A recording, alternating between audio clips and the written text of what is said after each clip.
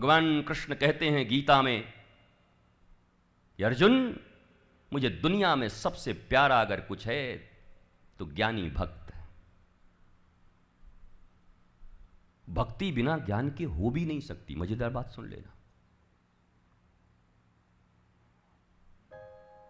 ज्ञान के बिना भक्ति भी नहीं हो सकती और भक्ति के बिना, ये दोनों कंबाइन है, एक ही हैं। ये उद्धव और गोपियों से आप समझ पाओगे। उद्धव बृहस्पति का शिष्य, इतना पढ़ा लिखा, गुरुजी ने कह दिया कृष्ण भगवान है। अब कृष्ण के ठाकुर जी की ऐसी लीला कि कौन उनको भगवान माने। वो आज 5,500 साल के बाद भी एक ऐसा वर्ग बैठा हुआ है, बताओ चीरहरण करना चाहिए था, ये ठीक है। तो समझो उस समय प्रेजेंट टाइम में क्या हमारे तुम्हारे जैसे लोगों की कमी होगी? हमारे पूर्वज ही तो होंगे। अरे आप जहां से आए हैं, आप जो माल हैं वो शोरूम तो होगा उस समय ना। आप भी अनादि हैं। भगवान कहते हैं कि तुम भी अनादि, हम भी अनादि। जीव कोई भगवान से नया नहीं है। भगवान कहते हैं जब से मैं तब से तो, मतलब ईश्वर अंश जीव अविनाशी, चेतन अमल सहज सुख राशि, मम एवांश जीव लोके जीव भूत सनातन। सनातन ये नहीं कहा कि मेरे आने के बाद मैं तुमको लाया, सनातन, तुम भी सनातन, मैं भी सनातन। हाँ, पर ये यात्रा दासोहम से ही प्रारंभ होकर शायद कभी शिवोहम तक जाए। जो प्रारंभ में ही अहम ब्रह्मास्मि और शिवोहम का जिद्द ठान लेते हैं वो अहंकारी हो जाते हैं। बड़ी कठिनाई है उनके। प्रारंभ यात्रा तो दासोहम से ही होगी, दासोहम। मैं ताज्जुब करता हूं कभी कभी, ये साधारण विद्या जो जीविका की विद्या है उसको पढ़ने के लिए 1-1 वर्ष, 2-2 वर्ष, 5-5 वर्ष, 3-3 वर्ष की डिग्री आप इतना लेते हो, और आध्यात्मिक डिग्री लेने के लिए बस कोई आपको कह दे कि 5 मिनट आइए, आप थोड़ा सा ऐसे ऐसे कर दीजिएगा, आपका सब काम हो जाएगा। तो तुम पागल हो कि वो पागल है? दोनों में पागल कौन है? तो हमें तो नहीं लगता कि वो होगा, क्योंकि उसको तो मिल ही जाता हो, तुम ही होगे। फिर तुम्हें इतना भी ज्ञान नहीं, प्रॉक्सी नहीं चलती। भोजन, शयन, मैथुन और ज्ञान प्रॉक्सी नहीं होते। आराधन, पूजन, आहरण, ये कभी प्रॉक्सी नहीं, तुम्हारे बदले में कोई नहीं कर सकता। और ऐसा होता तो बड़ी अच्छा होता। पति फोन कर देता ऑफिस से, सुन लो जी हमको फुर्सत नहीं है, तुम जरा 4 पराठा खा लो, हम खा नहीं पा रहे हैं। पति कहता आज ओवर टाइम करना है, तुम सो जाओ, तुम सो जाओगी तो हमारा भी नींद हो जाएगा। ऐसा हुआ है देखो कि जिंदगी में ये कुछ चीजें तुम्हें स्वयं करनी होती हैं अपने जीवन में। और धर्म इसी ज्ञान का विधान है। अब ब्लूप्रिंट, श्रीमद् भागवत क्या है? एक ब्लूप्रिंट है तुम्हारे ब्लिसफुल लाइफ का, how to live a blissful life. एक सुंदर आनंदमय जीवन अपने धर्म और संस्कृति के साथ कैसे जी सकते हैं, आने वाली पीढ़ियों को क्या दे सकते हैं, बस उसके एक बहुत सुंदर ब्लूप्रिंट बना हुआ है। शब्द विग्रह के रूप में श्रीमद् भागवत साक्षात श्री कृष्ण। और श्री कृष्ण का जन्म भी देखो वहीं हो सकता है जहां यशोदा और नंद हो।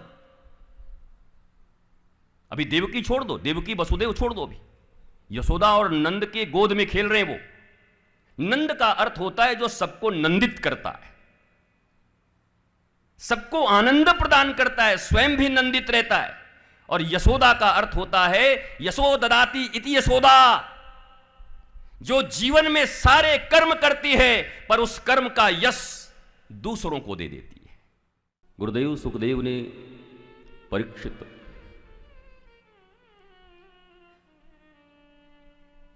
जो अब न तो परीक्षार्थी हैं न परीक्षक हैं,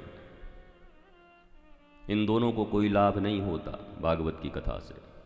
जो या तो परीक्षक बन के आए हों या परीक्षा देने आए हों, बात इससे भी ऊपर की है। प्रतीक्षा, तितिक्षा, समस्त समीक्षाओं से विहीन जब इस स्थिति में मनुष्य की बुद्धि, विवेक युक्त बुद्धि पहुंचती है, तब श्रीमद्भागवत आपको श्री राधा कृष्ण की परम निर्मल प्रेम लक्षणा भक्ति प्रदान कर देती है। धर्म अर्थ काम मोक्ष ये चतुर्विध पुरुषार्थ हैं। ब्रह्मा 4 मुख वाले हैं और यही चारों मुख उनके चारों पुरुषार्थ हैं।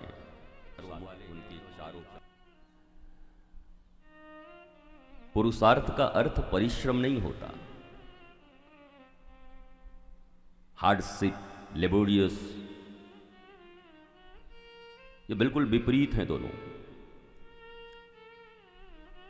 बोलचाल की भाषा में हम कहते हैं वो बड़े पुरुषार्थी हैं। What do you mean by पुरुषार्थी? जीवन के प्रत्येक क्रिया में धर्म भी समन्वित हो, अर्थ भी समन्वित हो, काम भी समन्वित हो और मोक्ष भी समन्वित हो। तुम्हारे द्वारा किए जाने वाले हर कर्म का गोल अगर ये चारों हैं तब तो तुम पुरुषार्थी हो, नहीं तो तुम लेबर हो, स्ट्रगलर। संघर्ष जिसको लेकर दुनिया तनाव में है, मनुष्यता तनाव में है। Everybody is saying I am still struggling, क्योंकि तुमने पुरुषार्थ करना छोड़ दिया।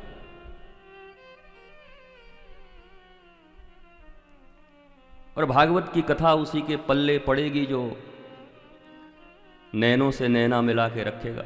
ये भी याद रखना, कौन आया कौन गया, कहाँ छिपकली गिरी, कौन जय जयकार किया, कौन हाय हाय किया, कौन ने कौन कपड़ा पहन रखो है, या सब पर अगर निगाह गई तो भागवत में तुम तो आए हो पर भागवत जी तुम में नहीं जाएंगे।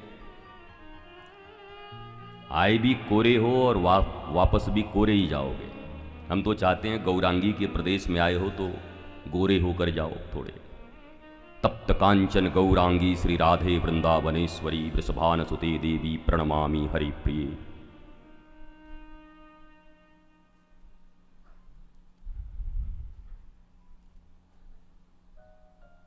गंगा के कूल पर, यद्यपि इसमें भी बड़ा विभेद है कि जिस सुक्ताल की बात की जाती है वो सुक्ताल वही है या ऋषिकेश में है, पर छोड़ो, लोकेशन का इमोशन से कोई संबंध नहीं होता। क्योंकि वास्तव में जिसे सुक्ताल हम कहते हैं, विद्वानों का मत है वो शुक्रताल है।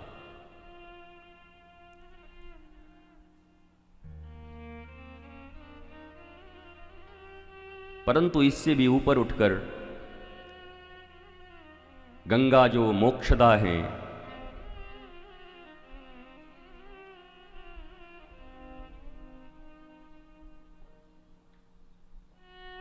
विष्णु के अंगुष्ठ से निकली हुई, जिनके पान कर लेने मात्र से मुक्ति मिल जाती है, फिर गंगा के तट पर ही परीक्षित बैठे हुए हैं तो और किसी चीज की उनको जरूरत क्या है? गंगा स्वयं मोक्षदायिनी है, मोक्ष प्रदान कर सकती है।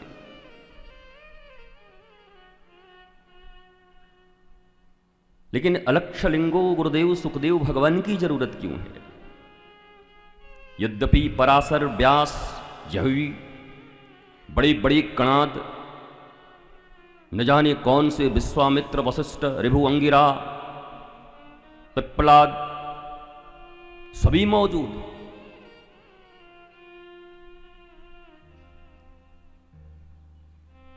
लेकिन परीक्षित के समस्या को तपस्या के रूप में परिवर्तित कर देने की क्षमता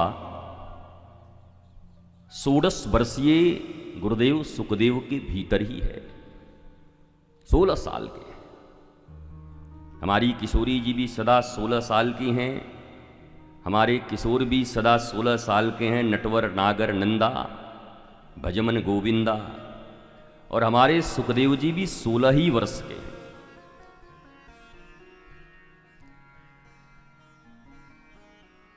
यद्यपि संबंध में तो पराशर दादाजी हैं, व्यास पिताजी हैं, पर जब सुखदेव आते हैं तो सब खड़े हो जाते हैं।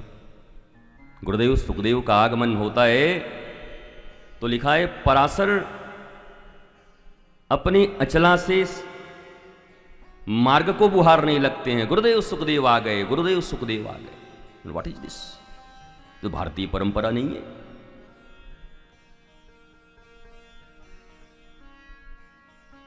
देखो, वृद्ध होना और प्रौढ़ होने में बड़ा अंतर है। वृद्ध हो जाना काल की गति है, कितना भी चाहो कि न होगे हो ही जाओगे। दांत लगवा लो, बाल रंग लो, पर आंत जब खराब हो जाएगी तब क्या करोगे? प्रौढ़ता विवेक का विषय है। विवेकाधिष्ठित बुद्धि के कारण व्यक्ति प्रौढ़ होता है, और समय के काल चक्र में जो भी इस मृत्युलोक में आया है वो सब वृद्ध होंगे ही, हम सब होंगे, हैं ही। तो वृद्ध होने से पहले प्रौढ़ हो जाने की कला ही आध्यात्म है। तो स्पिरिचुअलिज्म, आध्यात्म, धर्म, ये जितने भी नाम लेते हो, इनका इतना ही काम है कि वृद्ध होने से पहले प्रौढ़ हो जाना, क्योंकि उसके बाद एक ही चीज निश्चित है जो अब परीक्षित की होने वाली है।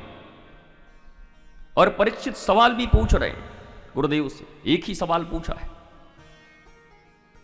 बाकी सब इधर उधर की है।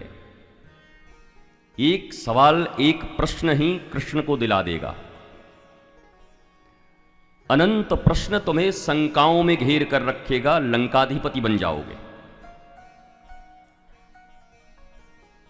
परीक्षित जी का एक ही प्रश्न है, और जो समस्त विश्व का प्रश्न है, हमारा भी है, आपका भी है।